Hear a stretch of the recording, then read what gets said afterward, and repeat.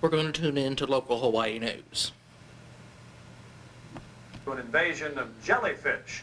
Lifeguards closed the bay after 30 people reported being stung in just an hour. Extra city buses and Honolulu police were called to help clear the beach area. The invasion of box jellyfish was due to the winds and currents. If all goes well, the bay will reopen tomorrow. 33 Wailua Intermediate School students today linked up by satellite with their Japanese counterparts in Osaka. As Dan Marcus reports, the teleconference was an opportunity for the students to take part in a cultural exchange without leaving home.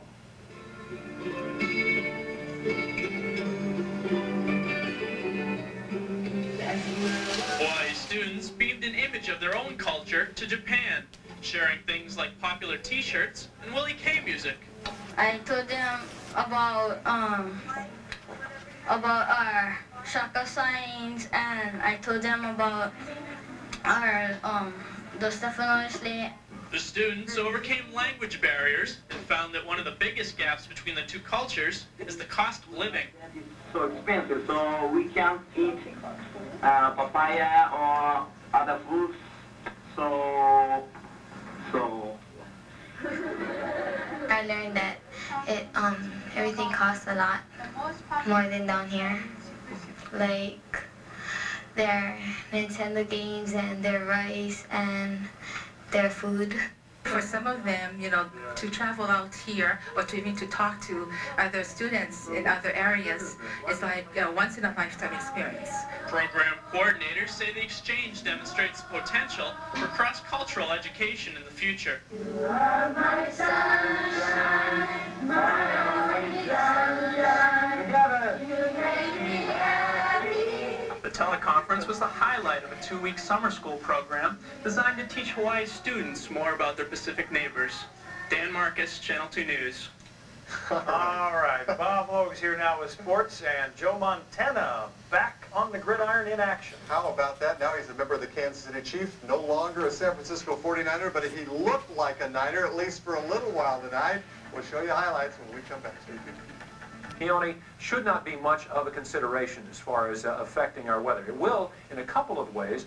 Let's take a look at that. There's the latest picture showing it 525 miles, getting close to due south. It will pass south overnight tonight. And again, you can see some of the periphery action, some of the clouds, part of the storm, already starting to come over the islands with our satellite loop even a little more effective. You can see the system that is going to bring probably to the Big Island and to Maui County some additional showers, a little wetter because of Keone's passing to the south of us for those areas. May not get to Oahu or Kauai perhaps, but tonight we'll say a little wetter on the Big Island in Maui County. The other thing that it's going to do is increase our already very strong trade winds. It will tighten up the pressure gradient. Very strong high to the north, this very strong low to the south. And if you think of a high as a mountain of air and a low as a valley of air, then the wind is going to kind of rush downhill. So the strong trades are going to get perhaps a little bit stronger. Right now they are at 14 miles an hour. 79 degrees is our temperature outside. 89 the high, 75 the low, and across the state in the 60s there in central Oahu. And this afternoon almost to 90 in Honolulu and Kaunakakai. Tomorrow, again, strong trade winds, perhaps even stronger, and we will have wetter weather on the Big Island, Maui County, all of us with a few windward and Mauka showers, but a lot of sunshine out there as well. Haven't shown this all day. I have to, for those who are traveling, rough weather down in the southeast. Atlanta looks pretty rough there. Warm in Dallas, warm in Las Vegas, and cloudy up in Seattle. Okay, now the forecast for Honolulu and vicinity. A few showers, mid-70s, trade strong tonight, perhaps even stronger tomorrow with a mostly sunny day with a few windward and Mauka showers, again a little wetter down on the Big Island and Maui County. Sir, the east is up because of the trade winds, and there'll be about 3 to 4 foot waves out there. South, a little bit of something. Certainly not as big as we thought it was going to be, but something. Everybody else flat to a foot, and small craft advisories are in effect. All right. I didn't get to see it. I was out on a story, but Golden Joe was He was out there in good. action tonight. Joe Montana was looking good at his return to football. We'll have that for you. The best in baseball tonight. 2 Hawaii touring pros lead the PGA Championship. Boxing, NBA news, and the Rainbows start 2 a day. Is this, especially after, I know there's certainly nothing I wouldn't do for my wife. Nothing she wouldn't do for me. I'm sure she's glad to hear that. We go around doing nothing for each other. You're really into nothing. No, just kidding. Oh, that's really sweet. Okay. She is a sweetheart. All right. My wife or your wife? Oh, well, you're both. Both of them, absolutely. All right, thank you very much. Now, before we check on our weather, we have some shots of last night's meteor shower for you. Although cloud cover prevented most of Hawaii from getting views like you'll see here from the mainland, you may still have a chance to see some shooting stars here after midnight tonight and early Saturday morning.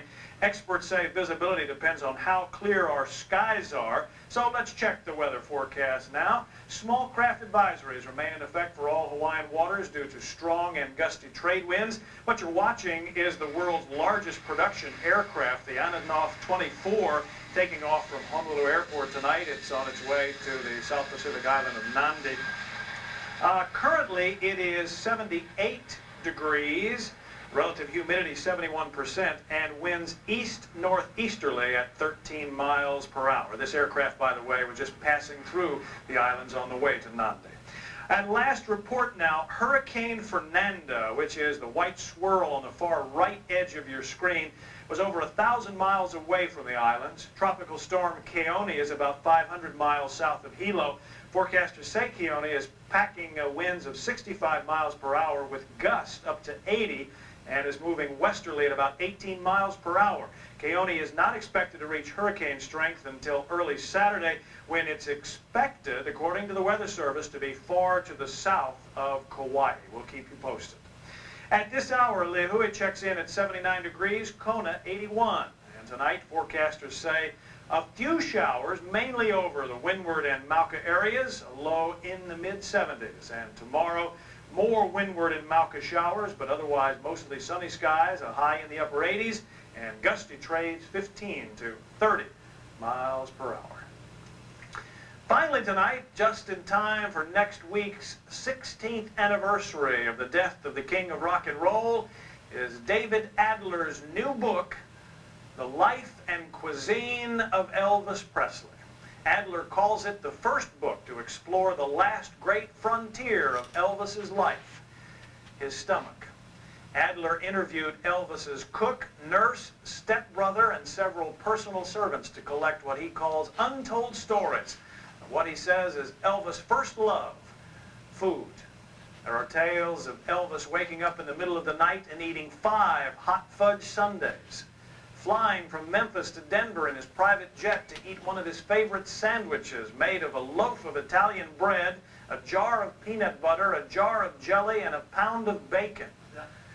And the story of Elvis firing a servant who asked, "Where are you going to put it?" when Elvis started to eat a second large pizza at one sitting. And Adler claims he's even documented Elvis's last snack before he dies. 4 scoops of ice cream and a bag of Chips Ahoy cookies. You saw Elvis in Memphis just before he died, and you say he was like bigger than Orson Welles. Yeah, it was in the last couple of years of his life at the Memphis Hawaiians of the World Football League game in his own special box. And yeah, he looked like he weighed about 280 then. Only 280, okay. Yeah, so I can believe this fellow's book. Wow. Not a book I think I want to rush right out and get, though. I think everything I want to know is right here in this report about Elvis's eating habits. That's our final report for this Thursday. Our next news will be tomorrow morning at 6 with Leslie, Howard, and Emmy. Ron Mizutani and I will be back tomorrow night at 6 o'clock. Thank you for joining us. Have a good night and a great tomorrow. Good night. The Channel 2 News closed captioning is provided as a community service by 7-Eleven Hawaii. Talking about, tell you about that in just a moment. In the meantime, let's go to the Pacific.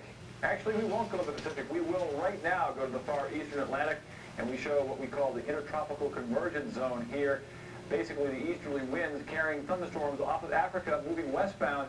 And we have a suspicious-looking area out here. Actually, a couple of them, thunderstorms you can see along the intertropical convergence zone. And you can see that perhaps things are getting a little bit more interesting out here.